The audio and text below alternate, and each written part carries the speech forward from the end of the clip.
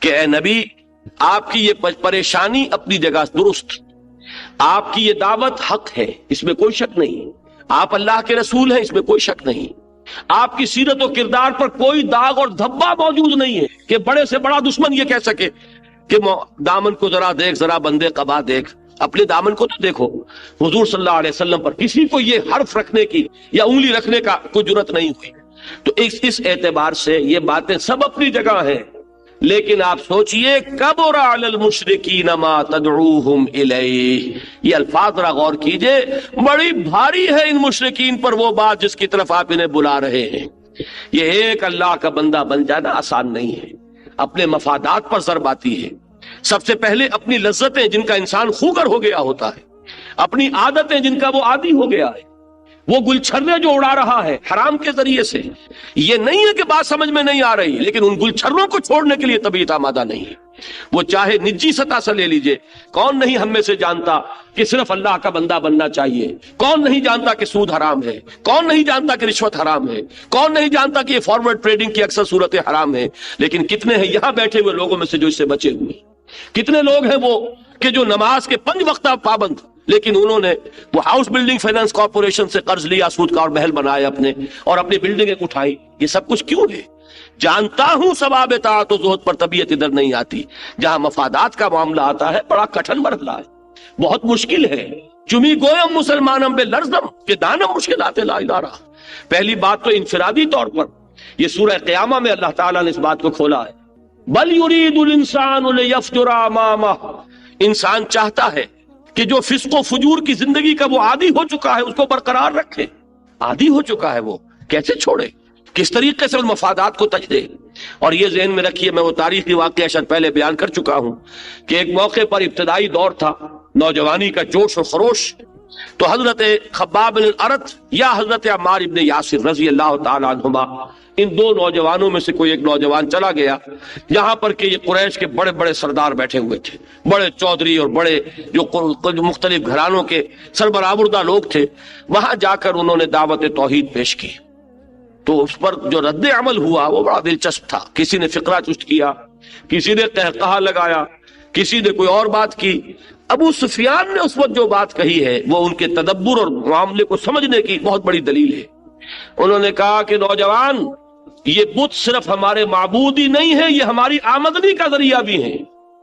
ظاہر ہے، دیکھیے بات صاف کہی ہے انہوں نے، انسان کو اس صاف گوئی کا کریڈٹ ملنا چاہیے۔ جس طریقے سے ابو جہل نے ایک مرتبہ بڑی صاف بات کی، جب اس سے پوچھا گیا کہ کیا تمہارے خیال میں محمد جھوٹ کہہ رہے ہیں صلی اللہ علیہ وسلم، انہوں نے صاف اقرار کیا، نہیں، محمد نے کبھی جھوٹ نہیں بولا۔ تو پھر تم مانتے کیوں نہیں؟ صاف کہا اس نے کہ ہمارے اور بنو ہاشم کے درمیان مسابقت اور مقابلہ چل رہا تھا، ابھی تک تو ہم کندھے سے کندھا لگائے آ رہے ہیں، اب اگر ان کی نبوت مان لیں تو ہم تو قیامت تک کے لیے غلام ہو جائیں گے، اور یہ مجھے گوارا نہیں۔ تو give the devil his due، کہ اس نے کم سے کم یہ کہ کوئی جھوٹ نہیں بولا، جو سچی بات تھی دل کی وہ کہہ دی کہ اصل بات یہ نہیں ہے کہ مجھے محمد کے جھوٹے ہونے کا گمان ہے، معاذ اللہ، اصل بات یہ ہے کہ اگر محمد کو ہم نبی مان لیں سر جھکانا پڑے گا۔ صاف بات ہے، قرآن مجید میں تمام رسولوں کی دعوت آئی، ان اعبدوا اللہ واطیعون، اللہ کی بندگی کرو، اور صرف اللہ کی بندگی نہیں، میری اطاعت کرو۔ تو اطاعت کیسے کر لیں محمد کی صلی اللہ علیہ وسلم؟ یہ ہے اصل شے۔ قرآن مجید کہتا کہ نہیں کہتا کہ یہود کے علماء حضور کو ایسے پہچانتے تھے جیسے کہ اپنی اولاد کو پہچانتے ہیں، یعرفونہ کما یعرفون ابناہم، ایسے پہچانتے ہیں جیسے اپنے بیٹوں کو پہچانتے ہیں۔ لیکن کیوں نہیں مانا؟ سیادت، قیادت، مسند پر وہ بیٹھے ہوئے تھے، وہ تھے کہ جن کے ہاتھ چومے جا رہے تھے، جن سے فتوے پوچھے جا رہے تھے، یہ کون آ گیا نیا آدمی؟ اگر اس کی بات مان لیں ہم تو اس کا مطلب یہ کہ ہمارا منصب ختم، ہماری حیثیت ختم، ہم تو پھر اس کے تابع ہو جائیں گے۔ ہماری وہ حیثیت جو ہے کہ ہم لوگوں کے اس وقت مقتدا ہے، رہنما ہے، وہ حیثیت ختم ہوتی ہے۔ یہ ہے اصل شے۔ تو فرمایا کبر علی المشرکین ما تدعوہم الیہ۔ دیکھیے یہ بات جو میں نے کہی تھی کہ یہ بت ان کی آمدنی کا ذریعہ تھے، اس کو تفصیل سے سمجھ لیجئے۔ نمبر ایک تو یہ کہ پورے عرب کے معبود جب مکے میں رکھے ہوئے تھے، حج کے لیے جب لوگ آتے تھے، جو چڑھاوے چڑھاتے تھے وہ کہاں جاتے تھے؟ ایک تو یہ آمدنی کا ذریعہ ہے۔ مزاروں پہ جو چڑھاوے چڑھتے ہیں کہاں جاتے ہیں؟ سیدھی سیدھی بات ہے، کوئی اتنی قیمتی چادر لایا چڑھا گیا، کوئی اور چادر لایا، یہ چادریں جاتی کہاں ہیں؟ आखिर कोई तो इनका मसरफ होगा, ये किसकी आमदनी का जरिया बन रही है? पहली बात तो ये समझ लीजिए कि वो मुजाविर थे, कुरैश मक्के के मुजाविर, 360 बुत रखे हुए हैं, जो चढ़ावा चढ़ेगा उन्हीं के पास आएगा।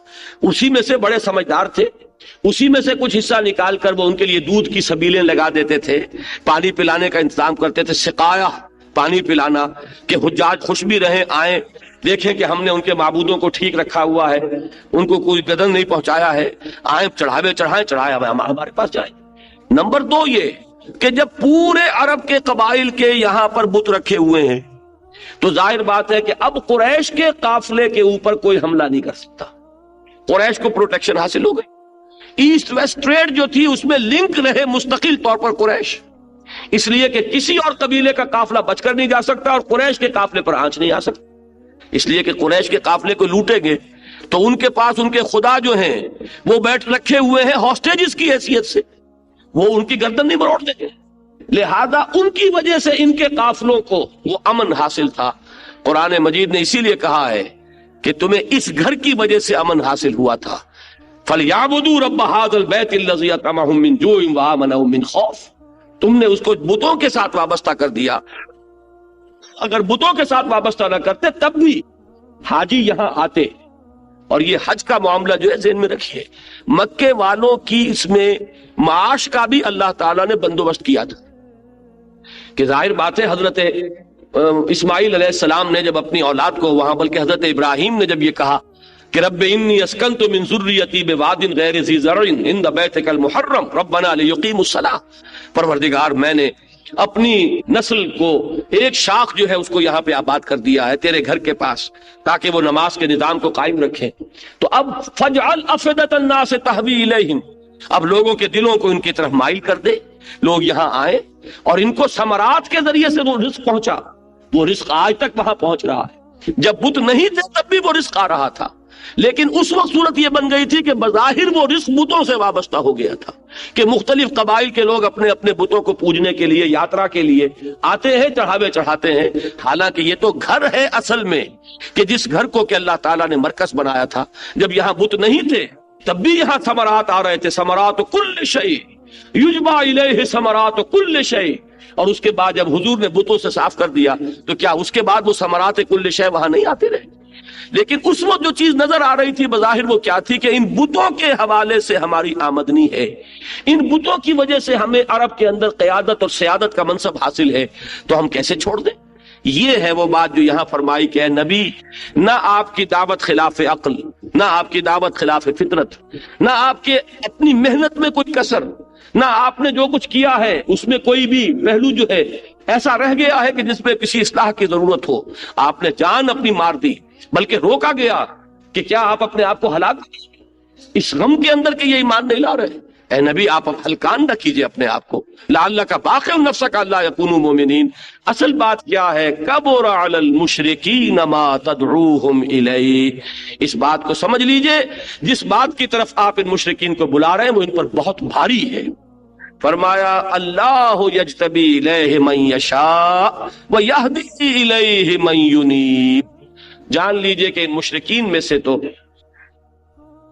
अल्लाह ताला जिसको चाहेगा खींच लेगा। इज्तिबा, यज्तबी, खींच लेना, पसंद कर लेना, जिसको अल्लाह चाहेगा चुन लेगा, और जिसके अंदर तलब हिदायत होगी उसे बिल आखिर हिदायत दे देगा। ये आयत का ये टुकड़ा आखिरी, अगरचे मेरे असल मजमून से, इकामत दीन से इसका कोई बराह रास्त ताल्लुक नहीं है, लेकिन कुरान मजीद में बड़े जो हकीमाना मज़ामीन है वो इस तरीके से आ जाते हैं ज़िम्नी तौर पर। मजमून बुनियादी तौर पर कोई और चल रहा है, लेकिन हिकमत का कोई मोती है कि जो उसके साथ ज़िम्नी तौर पर जो है टांक दिया गया है उसके हुस्न के लिए। तो देखिए, ये 2 रास्ते हैं लोगों के हक की तरफ आने के। अगर तो किसी शख्स के अपने दिल में हक की तलब है, हिदायत का वो तालिब है, तो आज नहीं तो कल उसे हिदायत मिलकर रहेगी। ये अल्लाह का वादा है। जो हक का तालिब होगा हम हक खोल देंगे, जो हिदायत चाहेगा उसे हिदायत लाज़िमन देंगे। और बाज़ औक़ात ऐसा भी होता है कि किसी की तबीयत में खुद कोई हक की तरफ, हिदायत की तरफ मैलान नहीं होता, लेकिन अल्लाह उसे पकड़कर खींच लेते हैं जबरदस्ती। ये 2 रास्ते जो हैं इनको यूं समझिए कि एक अबू बकर थे रजी अल्लाह ताला अन्हु, طبیعت میں پہلے سے نیکی ہے، طبیعت کے اندر شرک سے اجتناب ہے، توحید تک خود پہنچ چکے ہیں۔ اب ان کے لیے تو کوئی بات ہی نہیں تھی، جیسے ہی حضور نے اپنی نبوت کا اظہار کیا فوراً ایمان لے آئے۔ یہ کون ہے؟ یہ تو وہ ہیں یہدی الیہ من ینیب، جو خود ہی رجوع کیے ہوئے ہیں، جو خود ہی طالب ہدایت ہے، جو خود ہی متلاشی حق ہے، اللہ تعالیٰ اس کو ہدایت دیتا ہے۔ اور حضرت عمر کا معاملہ کیا ہے؟ کیا ان میں بھی کوئی طلب تھی؟ نہیں، وہ تو ایک کھلنڈرے قسم کے انسان، جیسے ہمارے معاشرے میں ہوتے ہیں کچھ لوگ جن کو لڑنے بھرنے میں مزہ آتا ہے، جو چلتے ہوئے خامخواہ بھی کندھا ماریں گے کسی کو۔ یہ انداز تھا حضرت عمر کا ایمان لانے سے پہلے۔ جو ابو جہل کا انداز تھا وہی حضرت عمر کا انداز تھا ایمان سے قبل۔ لیکن یہ کہ ایسے لوگوں کے اندر ایک بات ہوتی ہے، ہمت، جرأت، یہ جس چیز کو صحیح سمجھ لیں گے اس کے لیے تن من دھن لگا دینا، جان کی بازی کھیل جانا، یہ چیزیں ان میں ہوتی ہیں۔ لیکن طبیعت کا کوئی میلان نہیں ہے کسی خیر کی طرف، بھلائی کی طرف، کوئی ہدایت کی طلب نہیں ہے۔ لیکن ایسے لوگوں کو جب اللہ چاہے کھینچ کر بلا لیتا ہے، جیسے کہ حضرت عمر کا واقعہ ہے کہ گھر سے نکلے تھے حضور کو قتل کرنے کے ارادے سے، لیکن اللہ نے ایسی شکل پیدا کر دی کہ اللہ تعالیٰ نے انہیں اپنی طرف کھینچا ہے۔ اسی کو کہتے ہیں ہمارے صوفیاء کہ ایک ہوتے ہیں مجذوب سالک، ایک ہوتے ہیں سالک مجذوب۔ سالک مجذوب وہ ہے جو چلتے چلتے چلتے چلتے خود آ رہا ہے اور پھر اللہ تعالیٰ بھی ہاتھ پکڑ کر اور ہدایت کے راستے پر لے آتا ہے۔ ایک وہ مجذوب سالک ہے جسے پہلے اللہ نے کھینچا اور کھینچ کر پھر رفتہ رفتہ ساری تربیت بھی دی اور سلوک بھی طے کرایا۔ تو یہ دو مزاج آپ کو انسانوں میں ہمیشہ ملیں گے۔ ایک وہ اللہ یجتبی الیہ من یشاء، یہ تو اب اللہ کی مرضی ہے، جس کو چاہے وہ کھینچ لے، جس کو چاہے اپنی طرف بلا لے، جس کا چاہے دل جو ہے، دل تو انسانوں کے اللہ کی انگلی کے مابین ہے، تمام لوگوں کے دل بین اصبع الرحمن، رحمان کی دو انگلیوں کے مابین ہیں، جس کا چاہا پھیر دیا۔ اسی لیے دعائیں ہیں، یہ مسنون دعائیں ہیں، اللہم صرف قلوبنا الی طاعتک، اللہم ثبت قلوبنا علی دینک، اے اللہ ہمارے دلوں کو اپنے دین پر جمائے رکھ، اے اللہ ہمارے دلوں کو پھیر دے اپنی اطاعت کی طرف۔ تو یہ دل جو ہے اللہ کی انگلیوں میں ہے، جس کا دل چاہے وہ پھیر دے۔ یہ ہے وہ جو مجذوب سالک ہے، جو یہاں پر بیان کیا گیا اللہ یجتبی الیہ من یشاء، اور دوسرا وہ ہے جو خود حق کا طالب، ہدایت کا متلاشی چل کر آ رہا ہے، تو اس کا تو حق ہے کہ اس کے لیے دروازہ کھولا جائے، وہ آ کر دستک دے رہا ہے، اس کے لیے دروازہ کھولا جائے۔ یہ ہے وَيَهْدِي إِلَيْهِ مَن يُنِيبُ۔ اب ذرا ذہن میں رکھیے، جب حضور اقامت دین کی اس دعوت کو لے کر کھڑے ہوئے ہیں، اس وقت عرب میں دو قسم کے لوگ تھے۔ ایک تو یہ مشرکین تھے جو ضل ضلالا بعیدا کا مصداق تھے، دوسرے اہل کتاب تھے۔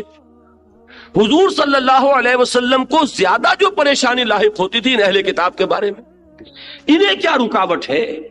یہ تو مشرکین ہیں، ان کے پاس کسی رسول کی دعوت نہیں، کوئی کتاب نہیں۔ 2000 سال بیت گئے حضرت اسماعیل علیہ السلام کے بعد سے، یہاں کوئی نبی نہیں آیا، کوئی رسول نہیں آیا، لہذا ان کے لیے تو پھر بھی کوئی بات سمجھ میں آتی ہے، ان کی دوری، ان کا اس کو قبول نہ کرنا، ہچکچانا، اس لیے کہ بہت فاصلہ ہے۔ لیکن یہودیوں کو کیا ہوا؟ یہ عیسائیوں کو کیا ہوا؟ یہ تو کتابیں پڑھتے، وہم یتلون الکتاب، کتابیں پڑھتے ہیں، تورات موجود ہے، اگرچہ تحریف ہو گئی ہے لیکن پھر بھی وہ بنیادی ہدایت تو موجود ہے، انجیل موجود ہے، آج بھی اس انجیل کو آپ پڑھیے، بہترین مواعظ اس کے اندر موجود ہیں، دین کی بنیادی تعلیم اس کے اندر موجود ہے۔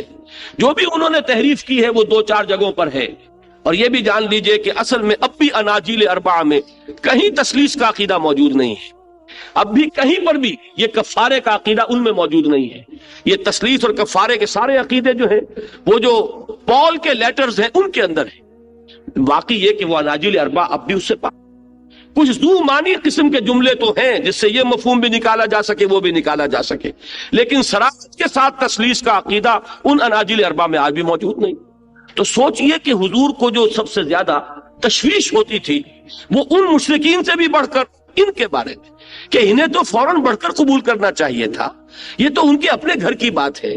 قرآن موسیٰ کا ذکر کر رہا ہے، کتنے ادب سے، کتنے احترام سے، کتنی تعظیم سے۔ موسیٰ کی زندگی کے حالات پر قرآن مجید کا 1/13 حصہ حضرت موسیٰ کے حالات پر مشتمل ہے۔ یہ جو قصص القرآن کتاب لکھی مولانا میں نام بھول رہا ہوں، کوئی صاحب شاید بتا سکے. بہرحال حفظ الرحمان سہاروی رحمت اللہ علیہ قصۃ القرآن، انہوں نے ایک کام بڑا عجیب کیا ہے.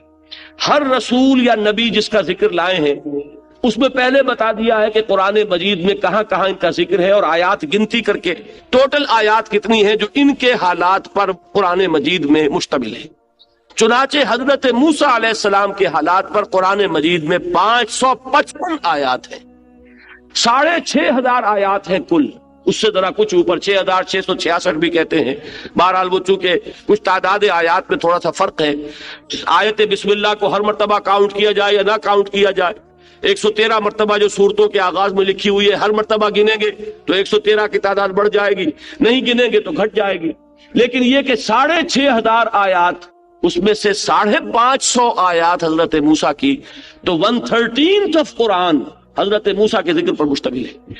ان کو کیا مصیبت ہوئی ہے کہ یہ ایمان نہیں لا رہے؟ حضرت عیسیٰ علیہ السلام کی جو عظمت قرآن نے بیان کی ہے، اس کے بعد پھر یہ عیسائی کیوں ایمان نہیں لا رہے؟ تورات کی تصدیق قرآن کر رہا ہے کہ تورات اللہ کی کتاب تھی. انجیل کی تصدیق کرتا ہے قرآن کہ انجیل اللہ کی کتاب تھی. تورات کے بارے میں تسلیم کر رہا ہے قرآن فیہا ہدی و نور، اس میں ہدایت بھی تھی نور بھی تھا. انجیل کے بارے میں قرآن کہتا ہے فیہ ہدی و نور، اس میں ہدایت بھی تھی نور بھی تھا. پھر ان کو کیا رکاوٹ ہے؟ اب اس کا آپ بیان کیا ہے. یہ میں ابھی تعویل خاص بیان کر رہا ہوں، تعویل عام جو اس وقت ہمارے حالات میں ان آیات کی جو رہنمائی ہے وہ بعد میں عرض کروں گا. وہ مشرکین مکہ، ان کے بارے میں تو فرما دیا کہ ان کے لیے تو بہت ہی بھاری ہے اے محمد صلی اللہ علیہ وسلم آپ کی دعوت کو ماننا. آپ کو ہلکا نظر آ رہا ہے، آپ اپنے اوپر قیاس کر رہے ہیں. یہ لوگ وہ ہیں جو اپنی جو بھی ان کی حرام خوریاں ہیں، جس کے یہ عادی ہو چکے ہیں، جس عیش کے اور فسق و فجور کے یہ عادی ہو چکے ہیں، جن مفادات اور مراعات کے یہ عادی ہو چکے ہیں، ان کو چھوڑ دینا ان کے لیے آسان نہیں. لہذا ان میں سے تو جسے اللہ چاہے گا کھینچ لے گا، اور جس کے دل میں کوئی ہدایت کے لیے طلب ہوگی تو بالآخر اسے ہدایت ہو جائے گی. اب دوسرے طبقے کو لیجئے. وَمَا تَفَرَّقُوا إِلَّا مِن بَعْدِ مَا جَاءَهُمُ الْعِلْمُ بَغْيًا بَيْنَهُمْ، اور نہیں تفرقے میں مبتلا ہوئے یہ کون؟ اہل کتاب، یہ عیسائی اور نصارہ اور یہود بنی اسرائیل. وَمَا تَفَرَّقُوا، وہ نہیں متفرق ہوئے، إِلَّا مِن بَعْدِ مَا جَاءَهُمُ الْعِلْمُ، مگر اس کے بعد کہ ان کے پاس العلم آ چکا تھا. یعنی آپ سوچئے یہود کے کتنے فرقے ہو گئے، کیوں ہوئے؟ جبکہ ان کے پاس کتاب موجود تھی.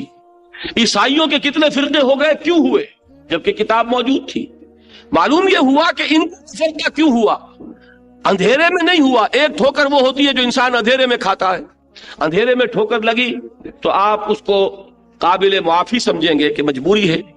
لیکن اگر پوری روشنی ہو اور اس روشنی میں کچھ ٹھوکر کھائے تو آپ ملامت اسے کریں گے کہ آنکھیں کھول کر چلنا چاہیے، روشنی ہے، کوئی اندھیرا نہیں ہے. تمہارے سامنے پتھر تھا، تمہیں نظر کیوں نہیں آیا؟ تو یہاں قرآن کہہ رہا کہ ان میں جو تفرقہ ہوا ہے وہ کسی اندھیارے میں نہیں ہوا. من بعد ما جاءہم العلم، اس کے بعد کہ ان کے پاس علم آ چکا، اس روشنی کے اندر جو ٹھوکر کھائی اور اس روشنی میں جو یہ متفرق ہوئے اور تفرقے میں مبتلا ہوئے. تو کیوں ہوئے؟ یہ لفظ جو ہے آپ کے پاس وہ موجود ہے تو انڈر لائن کر لیجئے، یہ اہم ترین لفظ ہے اس موضوع پر. بغیم بینہم، آپس میں ایک دوسرے کی ضدم ضدہ، ایک دوسرے پر بغاوت، ایک دوسرے پر ڈومینیٹ کرنے کا جذبہ. یہ ہے اصل شے. یہ نہیں کہ آپ کسی شے کو پہچان نہیں رہے. جیسا کہ میں نے ابھی عرض کیا، قرآن کہتا ہے کہ یہود حضور کو ایسے پہچانتے تھے جیسے اپنے بیٹوں کو. کیوں نہیں مان رہے؟ یہ ضدم ضدہ ہے، یہ تعصب ہے، یہ کون اونچا کون نیچا. بغین، بغاوت، کسی کے اوپر تعدی کرنا، کسی پر چڑھائی کرنا، یہ بغا کا اصل مفہوم ہے. بغا و تغا، تغا کہتے ہیں طغیانی. دریا اپنے اگر حدوں کے اندر ہے تو ٹھیک ہے، ذرا نکل گیا تو طغیانی پر ہے. تو بغاوت اپنے حد پر کوئی رہے تو ٹھیک ہے، تعدی کرے گا تو بغاوت ہے.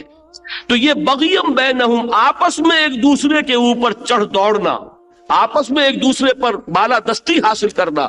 اس کو اگر جدید اصطلاح میں آپ سمجھنا چاہیں تو ایڈلر ایک بہت بڑا ماہر نفسیات ہے، اس کا اپنا ایک فلسفہ ہے. اس کے نزدیک انسان کے محرکات عمل میں جو سب سے زیادہ پوٹنٹ ہے وہ ہے دی ارج ٹو ڈومینیٹ، دوسروں پر تسلط، غلبہ حاصل کرنا، دوسروں پر ڈومینیٹ کرنا. دوسروں پر اپنی دھونس جمانا، دوسروں پر اپنے اقتدار کا تخت جمانا، دوسروں کو اپنے نیچے لینا، یہ جذبہ انسان کا اس کے نزدیک قوی ترین جذبہ ہے۔ ویسے یہ جتنے بھی ماہرین نفسیات اس دور کے ہوئے ہیں، ان سب کی ایک بدقسمتی یہ ہے کہ ان کی نگاہ ایک ایک چیز پر جم گئی ہے اور انہوں نے سمجھا یہی سب کچھ ہے۔ اگر فرائیڈ کو سیکس نظر آیا تو اس نے کہا سیکس ہی سیکس ہے، باقی کچھ نہیں۔ یہ تو اگر ماں محبت بھری نگاہ سے بیٹے کو دیکھے گی تب بھی سیکس ہے، اور باپ نے اگر بیٹی پر محبت بھری نگاہ ڈالی ہے تو یہ بھی وہ شفقت پدری یا شفقت مادری وہ جانتے ہی نہیں، وہ تو جانتے یہ سارا سیکس کا کھیل ہے، ایڈیپس کمپلیکس ہے، اس کے سوا کچھ نہیں۔ تو ان کی حماقت صرف اتنی ہے کہ ایک حقیقت کو دیکھتے ہیں لیکن اسے پھول کے اوپر جو ہے وہ تھوپ دیتے ہیں، ہوتی حقیقت ہے۔ اس میں کوئی شک نہیں ہے کہ سیکس ایک بہت پورٹنٹ فیکٹر ہے انسان کا، اس میں کوئی شک نہیں۔ یہی تو چیز ہے جس کی وجہ سے یہ ستر اور پردے کے احکام قرآن نے دیے۔ کیوں دیے؟ اگر سیکس کے اندر اتنی زیادہ قوت نہ ہوتی، اگر اس کے اندر انسان کے لیے اتنی کشش نہ ہوتی تو کبھی اتنی قدغنیں لگانے کی ضرورت نہیں تھی۔ یہ اتنا پورٹنٹ فیکٹر ہے کہ اس کو در حقیقت زنجیر میں باندھنا آسان کام نہیں ہے۔ اس کے لیے یہ ساری حفاظتی تدابیر ہیں، جسم کو اس طرح ڈھک کر رکھو، اس طریقے سے سطر کا معاملہ ہے، یہ حجاب کا معاملہ ہے، سیگریگیشن ہے، فری انٹرمکسنگ نہ ہو مردوں اور عورتوں کی، یہ ساری اسی لیے تو ہے۔ جو سیکس یقیناً ایک پورٹنٹ فیکٹر ہے، لیکن یہ نہیں کہ بس سیکس ہی سیکس ہے اور کوئی شے نہیں۔ اسی طریقے سے مارکس کو پیٹ نظر آیا، اس نے کہا پیٹ ہی پیٹ ہے اور کچھ نہیں۔ ہر شے جو ہے وہ صرف انسان کا معاش کا مسئلہ ہے اور کچھ نہیں ہے۔ مذہب بھی معاش کے تابع، اور فلسفہ بھی، اور اخلاقیات بھی، اور ساری ایتھیکل ویلیوز بھی، یہ سب معاشیات کے تابع ہے۔ اسی طریقے سے ایڈلر صاحب کو یہ چیز نظر آ گئی ہے، یہ بھی حقیقت، دی ارج ٹو ڈومینیٹ، اپنا تسلط، اپنا غلبہ، فوقیت، تفوق حاصل کرنا، یہ در حقیقت یہ بھی ہے انسان کے اندر۔ لیکن یہ وہ چیز ہے جسے کہ قرآن قرار دے رہا ہے سارے تفرقے کی جڑ یہ ہے۔ تفرقہ خلوص سے نہیں ہوتا، خلوص سے اختلاف ہوتا ہے۔ اچھی طرح سمجھ لیجیے ان دونوں چیزوں میں بڑا فرق ہے۔ اختلاف اور ہے، تفرقہ اور ہے۔ اختلاف تو یہ بھائی آپ کی رائے یہ ہے، میری رائے یہ، کوئی حرج نہیں، آپ اپنے طریقے پر عمل کیجئے، میں اپنے طریقے پر کرتا ہوں۔ آپ سمجھتے ہیں کہ ہاتھ یہاں باندھنے چاہیے، باندھ لیجئے، مجھے کوئی اعتراض نہیں۔ میں سمجھتا ہوں ہاتھ کھول کر نماز پڑھنی چاہیے۔ میں ابھی ہو کر آیا ابو ظبی، تو پہلی مرتبہ میں نے دیکھا ہے، چونکہ وہاں کا جو حکمران خاندان ہے وہ مالکی ہے، آج تک کسی مالکی کے پیچھے نماز پڑھنے کا موقع نہیں ہوا تھا، لیکن جس مسجد میں جہاں میرا قیام تھا اس کے قریب کی مسجد میں ویسے متاثر ہوا۔ وہ اس جو وہاں کے جو رئیس ہیں اور امیر ہیں ان کے رشتہ دار ہیں اور منسٹر ہیں، لیکن نماز وہ پڑھاتے ہیں مسجد میں۔ تو میں پورے اہتمام کے ساتھ ان کے پیچھے، اس لیے کہ واقعہ یہ ہے کہ کوئی شخص صاحب حیثیت ہو، اس کی معاشرے میں کوئی اہمیت ہو اور وہ نماز پڑھائے تو وہ امامت کا جو تصور اسلام دیتا ہے اس سے قریب تر ہے۔ لہذا میں نے بڑے یعنی اطمینان کے ساتھ اور بڑی میں کہوں گا کہ شوق کے ساتھ ان کے پیچھے نمازیں پڑھی، اور وہ ہاتھ کھول کر نماز پڑھتے تھے۔ اللہ اکبر کیا کہ پہلے دن تو میں حیران ہوا، یہ کیا ہوا، یاد باندھنا بھول گئے۔ بعد میں مجھے خیال آیا کہ یہ شاید مالکی ہیں، اور میں بالکل پیچھے۔ واقعہ یہ ہے کہ اتنے انہیں دعائیں یاد ہیں، اتنے اذکار انہیں ازبر ہیں، فجر کی نماز کے بعد بیٹھ کر جتنی دیر تک وہ دعائیں پڑھتے رہتے ہیں، وہ یعنی واقعہ میں بہت متاثر ہو کر آیا ان صاحب کی ذاتی شخصیت سے۔ تو میں عرض کر رہا ہوں کہ ہاتھ یہاں باندھ کے نماز پڑھنا چاہتے ہو باندھ لو، کھول کے پڑھنا چاہتے ہو کھول لو، یہ اختلاف ہے۔ اور اگر یہ ہو کہ اس کے پیچھے اب نماز نہیں ہوتی، اب ہماری نماز علیحدہ ہوگی، ہماری مسجد علیحدہ، یہ تفرقہ ہے، یہ کٹ جانا ہے، یہ من دیگرم تو دیگری ہے۔ تو تفرقہ اور شے ہے، اختلاف اور شے ہے۔ اختلاف امام مالک میں، امام احمد ابن حنبل میں ہے، اختلاف امام مالک اور امام ابو حنیفہ میں ہے، اختلاف امام ابو حنیفہ اور ان کے شاگردوں میں ہے۔ قاضی ابو یوسف کی رائے اور ہے، امام محمد شیبانی کی رائے اور ہے، امام ظفر کی رائے اور ہے۔ تو اختلاف تو قطعاً کوئی بری شے نہیں، بلکہ اختلاف تو اس کائنات میں اللہ تعالیٰ کی کریشن کے اصولوں میں سے ایک اصول ہے۔ دو انسانوں کی شکلیں ایک جیسی نہیں، دو انسانوں کی انگوٹھے کے یہ جو نقش ہیں یہ ایک جیسے نہیں، تھمب امپریشن کی بنیاد پر آپ لوگوں کو پہچانتے ہیں۔ تو معلوم ہوا کہ اختلاف میں کوئی بری بات نہیں ہے، تفرقہ برا ہے، اور تفرقہ جہاں بھی ہوتا ہے وہ خلوص سے نہیں ہوتا، وہ تفرقہ ہمیشہ جو ہے وہ ہوتا ہے بغیم بینہم وما تفرقوا الا من بعد ما جاءہم العلم بغیم بینہم۔ نہیں تفرقے میں مبتلا ہوئے یہ مگر اس کے بعد کہ ان کے پاس العلم، ہدایت، روشنی اللہ کی آ چکی تھی، اور کس لیے ہوئے؟ آپس میں زدم زدہ، ایک دوسرے پر فوقیت حاصل کرنے کے لیے، ایک دوسرے پر بالادستی کے حصول کے لیے۔ وَلَوْلَا كَلِمَةٌ سَبَقَتْ مِن رَبِّكَ، اور اے نبی اگر تیرے رب کی طرف سے ایک بات پہلے سے طے پا چکی نہ ہوتی، ایک بات طے پا چکی ہے، اللہ تعالیٰ مہلت دے گا، اللہ تعالیٰ نے رسی دراز کی ہے، وہ فوراً نہیں پکڑتا، بلکہ جتنی مہلت اس نے جس کے لیے لکھ دی ہے اتنی مہلت وہ دے گا۔ یہ بات ذہن میں رکھیے ذرا، جب ابو جہل مار رہا تھا حضرت سمیہ کو رضی اللہ تعالی عنہا، کتنے صحابہ کے دل میں یہ آرزو ہوتی ہوگی کاش اس بدبخت کا ہاتھ شل ہو جائے، کاش کہ اس کے اوپر فالج گرے کہ یہ ہماری ایک بہن کو اس طرح مار رہا ہے۔ اور وہ تو مسلمان شاید اس وقت اپنی جانیں ہتھیلی پر رکھ کر اس کی تکہ بوٹی کر دیتے، لیکن جیسا کہ میں انقلاب کے مراحل کے ضمن میں بیان کر چکا ہوں، اور کل پھر مجھے بیان کرنا ہے، کورنگی میں جو میری تقریر ہے وہ اسی موضوع پر ہے، پاکستان میں اسلامی انقلاب کیا، کیوں اور کیسے، اسی موضوع پر۔ اس میں یہ ہے کہ حکم نہیں تھا، اجازت نہیں تھی، بدلہ لینے کی اجازت نہیں تھی، حکم یہ تھا کہ مار کھاؤ، تمہارے ٹکڑے اڑا دیں، لیکن تمہیں ہاتھ اٹھانے کی اجازت نہیں، صبر کرو، جھیلو۔ لہذا وہ مجبور تھے، لیکن دل میں تو خواہش ہوتی ہوگی کہ کاش اس کا ہاتھ شل ہو جائے، یہ ہاتھ جو کوڑا اٹھا کر یہ مار رہا ہے اس سمیہ رضی اللہ تعالی عنہ پر، کاش کہ اس کا یہ ہاتھ یہیں پر شل ہو جائے، لیکن نہیں، اللہ نے رسی دراز کی ہوئی ہے، اللہ نے مہلت دی ہوئی ہے، جب تک وہ مہلت ہے جو کچھ کر رہا ہے کرے۔ ہمارے بندوں کے لیے یہ آزمائش ہے، آزمائش ہی نہیں، تربیت کا ذریعہ ہے، ان کے اندر ایمان اور نکھر رہا ہے، ان کے یقین میں اور اضافہ ہو رہا ہے، ان کے اندر جو اگر کوئی کسی درجے میں کوئی کھوٹ ہے، ان آزمائشوں کی بھٹیوں میں سے گزر وہ کھوٹ ختم ہو رہا ہے۔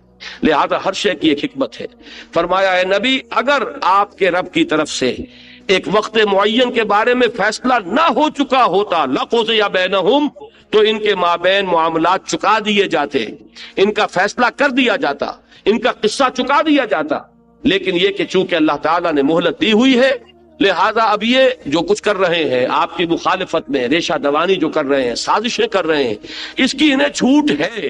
ابھی اللہ کی پکڑ جب آئے گی تو ان بطش ربک لشدید، لیکن جب تک وہ پکڑ نہیں آتی اللہ کی طرف سے انہیں مہلت ملی ہے۔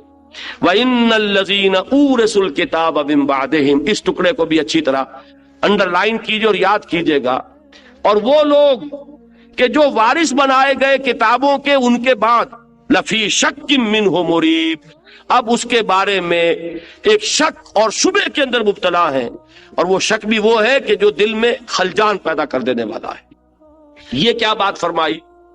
دیکھیے اللہ تعالیٰ نے نبی بھیجا، نبی کو کتاب دی، اب اس کے بعد کچھ عرصے تک تو امت نے کتاب کو تھاما، نبی کے راستے پر چلے، اس کے بعد بدعات، اس کے بعد نئی رسومات، اس کے بعد تفرقہ، اس کے بعد اختلاف، کتابیں پڑھ رہے ہیں، تورات کے عالم ہیں، آپس میں دست و گریبان ہیں، اسی تورات کو پڑھ رہے ہیں، وہ اس کو کافر کہہ رہا ہے، وہ اس کو کافر کہہ رہا ہے، نتیجہ کیا نکلے گا؟ اگلی نسل کے دل میں شکوک و شبہات پیدا ہو جائیں گے۔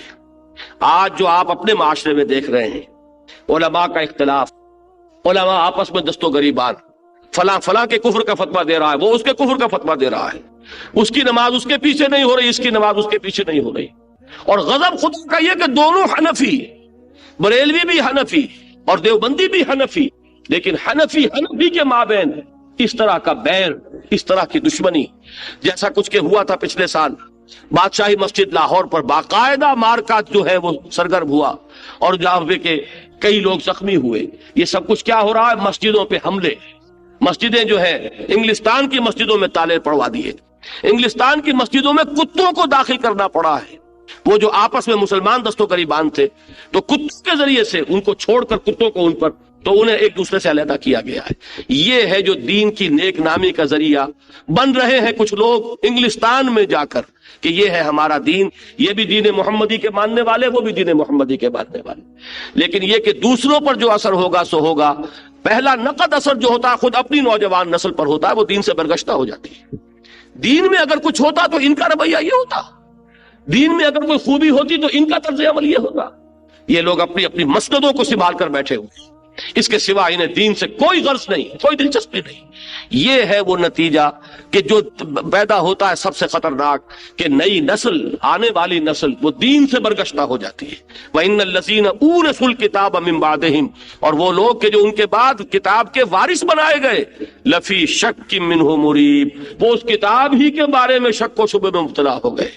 اگر اس قرآن میں خیر تھا تو یہ کیا ہو رہا ہے جو ظاہر ہو رہا ہے؟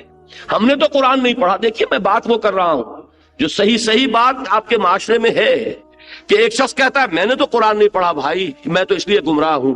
یہ تو قرآن کے پڑھے ہوئے ہیں، ان کو کیا ہوا ہے؟ ان کا کردار کیا ہے؟ ان کا طرز عمل کیا ہے؟ یہ قرآن کے حافظ، یہ قرآن کی ایک ایک جو ہے لفظ کے بارے میں بتا دیں گے کہ اس کا اعراب کیا ہے، اور ذرا زبر اور زیر کی غلطی ہو جائے تو پکڑ لیں گے۔ لیکن قرآن مجید نے ان کے کردار پر کیا اثر کیا ہے؟ ان کو جو آپس میں پھاڑا ہوا ہے، تو اس سے جو اصل جو بد اعتمادی پیدا ہوتی ہے خود اس قرآن کی طرف سے ہوتی ہے۔ وَإِنَّ الَّذِينَ أُورِثُوا الْكِتَابَ مِن بَعْدِهِمْ لَفِي شَكٍّ مِّنْهُ مُرِيبٍ۔ نتیجہ یہ نکلتا ہے علماء کے اس تفرقے کا کہ پھر جو لوگ ان کے بعد وارث بنتے ہیں اس کتاب کے، وہ کتاب ہی کے بارے میں شک و شبہ میں مبتلا ہو جاتے ہیں۔ شک وہ کہ جو مریب کہتے ہیں، ریب کہتے ہیں، دل میں دغدغہ پیدا ہو جائے، خلجان پیدا ہو جائے، پتہ نہیں ہے کہ نہیں ہے، صحیح بھی ہے کہ نہیں ہے۔ یہ وہ ہے شک منہ مریب، ایک ایسے شک میں مبتلا ہو گئے کہ جس نے ان کے دلوں کے اندر خلجان پیدا کر دیا۔ اب دونوں باتیں صاف ہو گئیں۔ اب ذرا نوٹ کیجئے، اسی کو اپلائی کیجئے، تھوڑا سا آخر میں تو میں نے اپلائی کر دیا ہے موجودہ ماحول پر بھی۔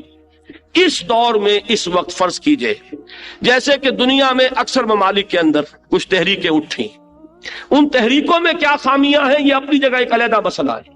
کوئی تحریک بھی کامل ہونے کا دعویٰ نہیں کر سکتی، جیسی کہ کامل تحریک تھی محمد الرسول اللہ کی، جس کو کہ اللہ تعالیٰ کی رہنمائی حاصل تھی، جس کو کہ رسول کی رہنمائی حاصل تھی، جس کے رہنما جو ہے معصوم تھے، جس کے رہنما کا تار جو ہے وہی کا جڑا ہوا تھا کہ ہر وقت جو ہے وہ ہدایت آ رہی ہے۔ تو ظاہر بات ہے کہ ویسی تو کوئی تحریک نہیں ہو سکتی، کوئی نہ کوئی خامیاں، کوئی نہ کوئی کوتاہیاں، کوئی ہمارے اپنے جو دامن کے داغ اور دھبے ہیں وہ خود ہمارے کام میں رکاوٹ بن جاتے ہیں، ہماری اپنی کمزوریاں اور تقصیرات ہیں جس کی بنا پر لوگوں کو موقع ہوتا ہے کہ یہ لوگ ہیں دین کے علمبردار اور دین کو پیش کرنے والے، تو ان کو بھی پھر اپنی اس بے دینی پر کچھ تھوڑا سا اعتماد پیدا ہو جاتا ہے۔ لیکن اس سے قطع نظر جب بھی کوئی دینی دعوت اٹھے گی دو طبقات آپ کو ملیں گے۔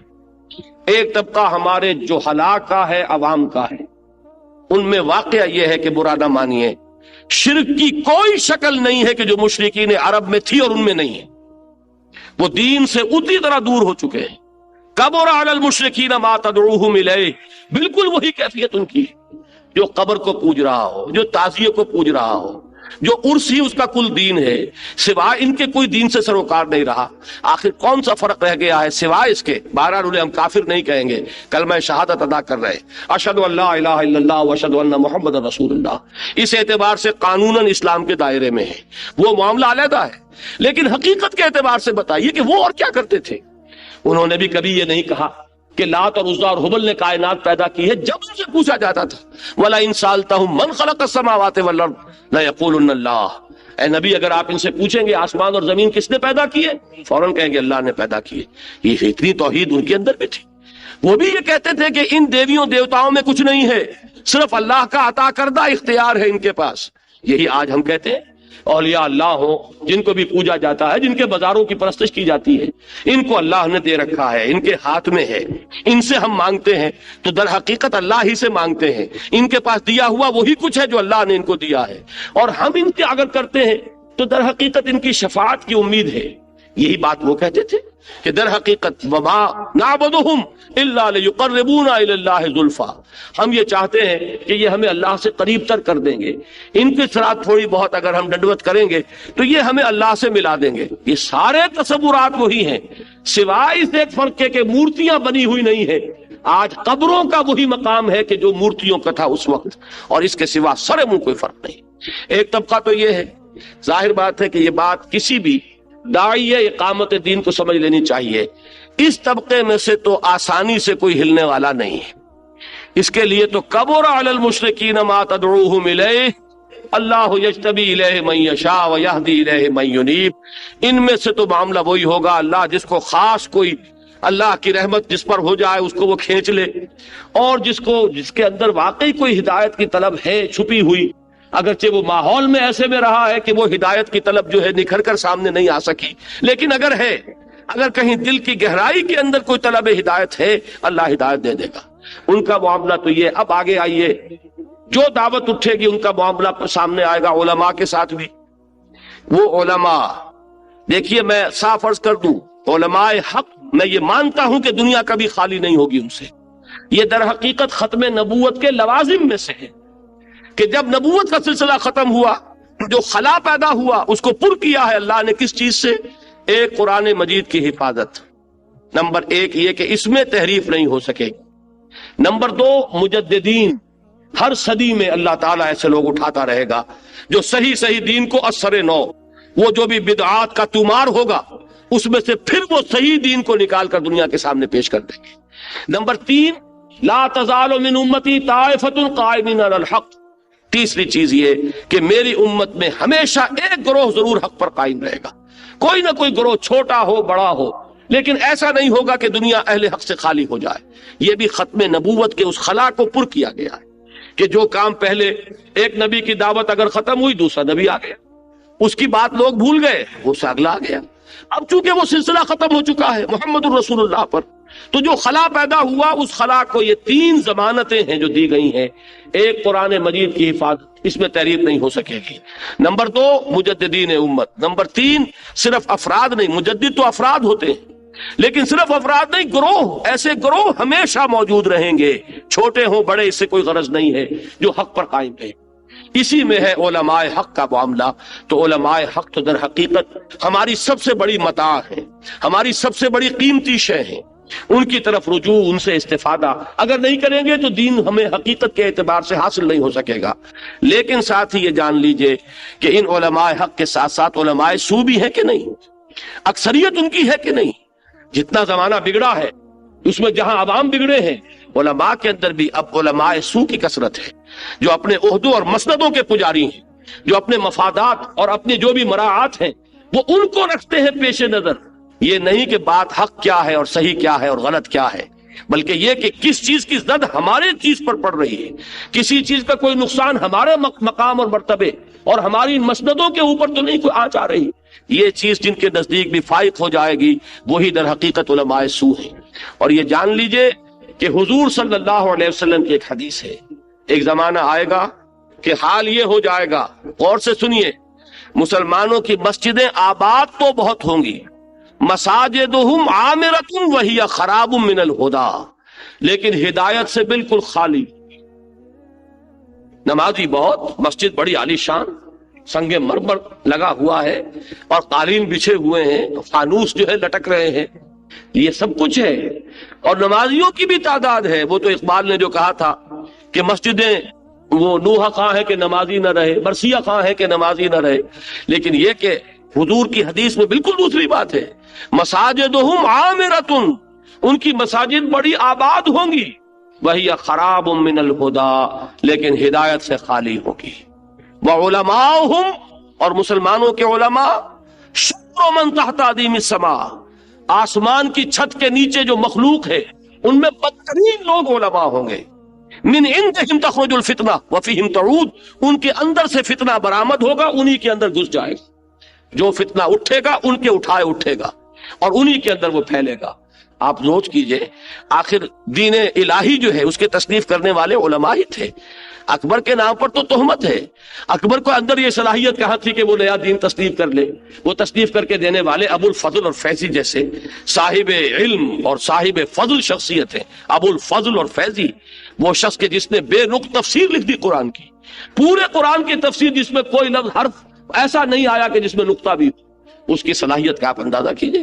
لیکن یہ ہے کہ جب یہی علم، جب اس میں بغیم بینہم آ جاتا ہے تو یہی علم جو ہے انسان کا مارے آستین بنتا ہے، یہی علم اس کے لیے وبال جان بن جاتا ہے۔ علم را بر دل زنی یارے بود، علم را بر تن زنی مارے بود، اس علم کو اگر تم اپنے دل کے اوپر لگاؤ گے تو یہ تمہارا ساتھی ہے، مددگار ہے، یار ہے، اور یہی تن کے اوپر لگاؤ گے، تن پروری کا ذریعہ بناؤ گے تو یہی علم جو ہے یہ سانپ بن کر تمہیں ڈسے گا۔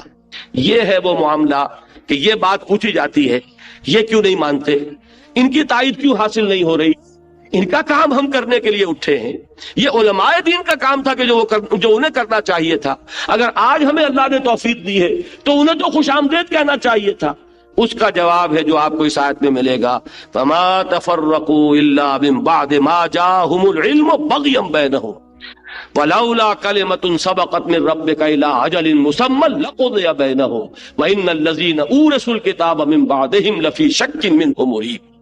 مجھ سے ابھی واقعہ ہوا یہ ابو ظبی میں ایک بڑے نوجوان عالم دین، قاری، حافظ، اور وہ میرے تمام لیکچرز کے اندر شریک رہے 9 دن پورے۔ وہ آئے میرے پاس جہاں میں مقیم تھا، بہت ہی دبے الفاظ میں خاص حلقے کے علماء کا ذکر کر کے انہوں نے کہا کہ وہ آپ کا ساتھ کیوں نہیں دے رہے؟ میں نے کہا کہ وہ آپس میں ایک دوسرے کا ساتھ دے رہے ہیں کیا؟ وہ سب اسی حلقے سے متعلق ہیں، میں نے گن کر میں نام اس وقت لینا نہیں چاہتا، وہ کتنی شاخوں میں بٹے ہوئے ہیں، کتنے تفرقہ ان کے اپنے اندر ہے۔ وہ اگر ایک دوسرے کو تسلیم نہیں کر سکتے، وہ کہ جو ایک ہی بزرگوں کے نام لیوا، ایک ہی مسلک کے ماننے والے، میں تو نہ ان بزرگوں سے فیضیاب ہوا، نہ میں ان درسگاہوں سے میں نے علم حاصل کیا۔ ظاہر بات ہے کہ مجھے کیسے مان لے جب ایک دوسرے کو نہیں مان رہے؟ ایک دوسرے کے ساتھ جو تفرقے ان کے ہیں، وہ ہے جواب جو یہاں آیا۔ سمجھ رہے ہیں آپ بات کو؟ قرآن مجید کو یہ نہ سمجھیے کہ یہ صرف پچھلے زمانے کی باتیں ہیں، ان کو اپلائی کیجئے دور حاضر پر، یہ ہمیشہ ہمیش کے لیے ہمارے لیے ہدایت اور رہنمائی ہے۔ شرع لكم من الدين ما وصى به نوحا والذي اوحينا اليك وما وصينا به ابراهيم وموسى وعيسى ان اقيموا الدين ولا تتفرقوا فيه كبر على المشركين ما تدعوهم اليه الله يجتبي اليه من يشاء ويهدي اليه من ينيب وما تفرقوا الا من بعد ما جاءهم العلم بغيا بينهم ولولا كلمة سبقت من ربك الى اجل مسمى لقضي بينهم وان الذين اورثوا الكتاب من بعدهم لفي شك منه مريب۔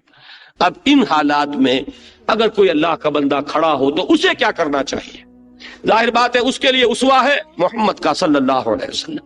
اب یہاں تیسری آیت جو ذرا طویل آیت ہے، اس میں آپ دیکھیں گے کہ حضور سے خطاب اب براہ راست ہو رہا ہے۔